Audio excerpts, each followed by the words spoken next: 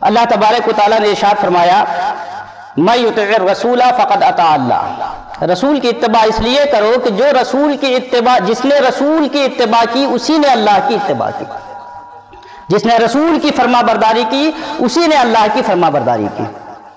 تو رسول کی اتباع اس لیے کہ رسول اکرم صلی اللہ علیہ وآلہ وسلم کی اتباع اور پیروی اللہ تبارک و تعالیٰ کی اتباع ہے، رسول کریم صلی اللہ علیہ وسلم کے ارشادات پہ عمل کرنا اللہ تبارک و تعالیٰ کے ارشادات پہ عمل کرنا ہے۔ یہ اتباع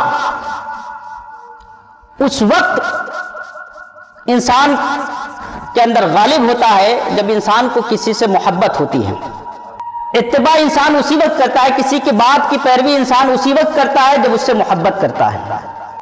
تو اتباع کے لیے محبت ضروری ہے، اور انسان جس سے محبت کرتا ہے اس کی اتباع کرتا ہے، محبت کے لیے اتباع ضروری ہے۔ بغیر اتباع کے صرف محبت کا دعویٰ یہ محض دعویٰ ہے، دلیل نہیں ہے، اور صرف اتباع ہو اور محبت نہ ہو تو یہ بھی مقصود تک نہیں لے کر کے جائے گا۔ اتباع اور محبت دونوں لازم و ملزوم ہے کہ اتباع کے ساتھ محبت اور محبت کے ساتھ اتباع دونوں پایا جانا چاہیے۔